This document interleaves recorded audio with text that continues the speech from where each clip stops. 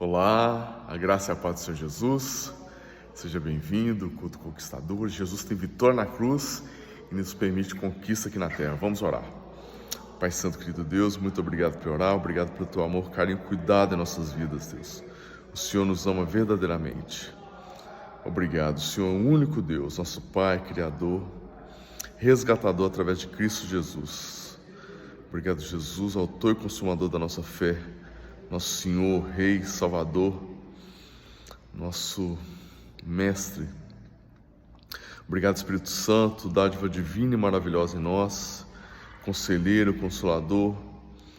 Obrigado por tua orientação, batismo com teu Espírito e fogo. Obrigado, Pai. Obrigado, Deus, por tua graça, pelo teu perdão, tua bondade, tua paz em nossos corações, tua misericórdia.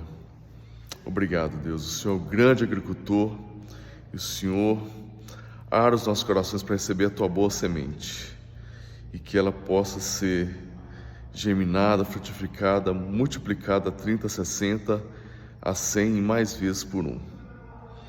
Lança, Pai, tua semente, que é a tua palavra. Em nome de Jesus, lhe oramos agradecidos em teu Espírito Santo. Amém. Glórias ao Senhor. Quero falar de inflamados. Pois bem, eu lembrei de uma brincadeira das crianças e tem a ver, né, com a pandemia que nós passamos. E a brincadeira era, como é que fala? Contaminados, infectados, contaminados ou infectados, alguma coisa nesse sentido. E aí o pegador, né, era o vírus, alguma coisa assim, e aí ia tocando as crianças, elas iam ficando contaminadas, infectadas. Mas a gente tem uma situação de inflamação em nossas vidas. E ela pode vir de fora, né? Um vírus, uma bactéria, fungos, que seja. E ela pode vir de dentro também, né? Talvez alguma coisa que está dentro de nós e nos inflame, né? Então a gente passa pelo processo inflamatório.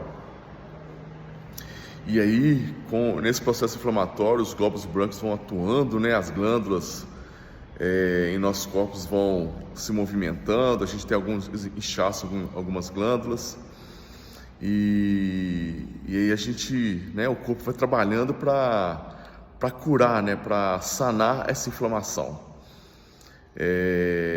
Então, né, nesse processo inflamatório, seja vindo de fora, vindo de dentro, né, o corpo vai trabalhando para nos sanar, né? E eu quero que a gente enfatiza sobre inflamação interna, né?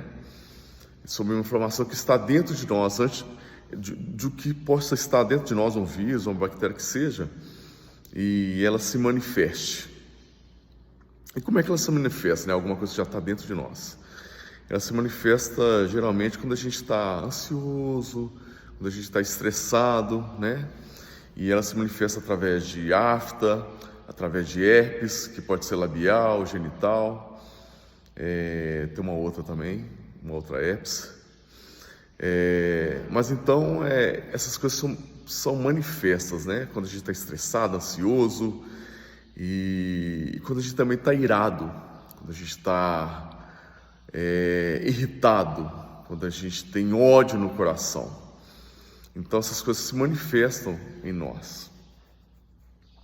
Então quando a gente tem uma situação de ira, de irritabilidade, de ansiedade, de estresse, essa inflamação pode se dar em nossos corpos, né?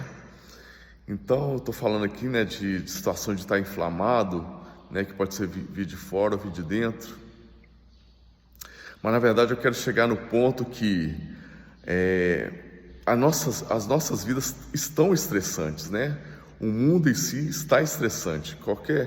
As pessoas hoje elas estão irritáveis, né? Elas estão irritadiças, né? Se você encosta uma pessoa já é motivo para ela ficar irritada, ficar irada. Se você fala qualquer coisa que o entendimento fica um pouquinho fora do que ela compreendeu, ela fica irritada, ela fica irada. Então a gente está passando por esses momentos na vida, né? E na verdade, hoje, né, na verdade uma morte recente, né, de algumas semanas, de uma pessoa que falava das coisas de Deus, falava de coisas de conservadorismo, de família, e ela foi assassinada por isso. Então as pessoas, elas estão irritadas, elas estão irritáveis, elas estão iradas, né? Qualquer coisinha é motivo para violência, motivo para pancadaria, é motivo para você ficar inflamado, para você ter erupções do seu corpo, seja através de afta, de herpes, qualquer outra coisa. Então esse é o mundo que nós estamos vivendo, né? A palavra de Deus fala para a gente fazer tudo para ficar em paz com as pessoas. Por exemplo, o que está dito em Romanos 12, 18, né? É uma instrução de Paulo: olha, faça tudo para estar bem com as pessoas. E esse fazer tudo é procurar estar em paz com elas, é procurar falar de forma mansa, é falar de forma tranquila, de forma paciente, né? Só que às vezes a pessoa pode compreender de outra forma, né? Mas de toda forma, que a gente possa continuar praticando isso, né? De fazer com que as pessoas estejam em paz conosco, né? Mas tem outras escrituras que eu quero compartilhar com vocês. Por exemplo, em Salmo 37, 8, diz o seguinte: evite a ira, rejeite a fúria, não se irrite, isso só leva ao mal. Então,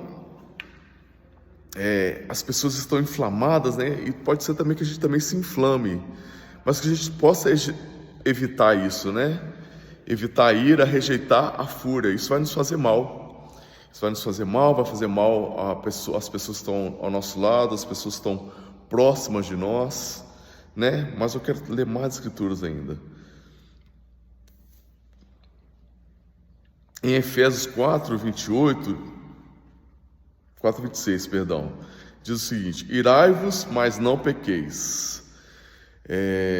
Então, pode ser que a gente não compreenda algumas coisas na nossa frente. Pode ser que a gente fique incomodado com algumas coisas na nossa frente. Mas a palavra de Deus está falando para a gente: olha, se você se irar, não peque não, né? Pode ser que você até fique incomodado com certas coisas, mas não coloque isso para fora, né?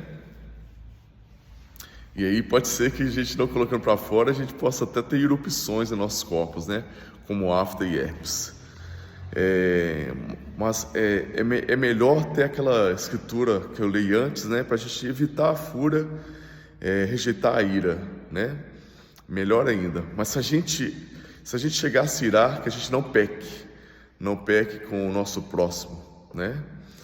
E se a gente puder evitar isso, é melhor ainda, para que a gente não tenha erupções nos nossos corpos. Mas como é que é o remédio para isso, né? Como é que a gente pode evitar a ira, rejeitar a fúria? O lance é com o mais próximo de Deus a gente andar, mais essas coisas serão evitadas em nossos corações, né? Jesus nos ensina na escritura de Mateus 11:29, olha, aprendam de mim que sou manso e humilde de coração.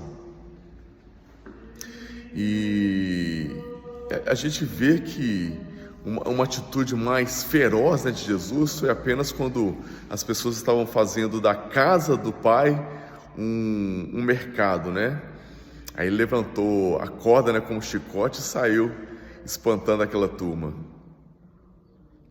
Mas no geral, né, Jesus demonstrou, né, em toda a sua vida, né, uma mansidão, uma humildade de coração. É isso que ele tem para nós, é isso que ele quer que a gente faça.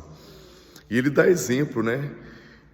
Teve um momento que ele é traído por Judas, e aí Pedro levanta a espada, corta a orelha de um sujeito, e ele fala assim: não, abaixa essa espada aí.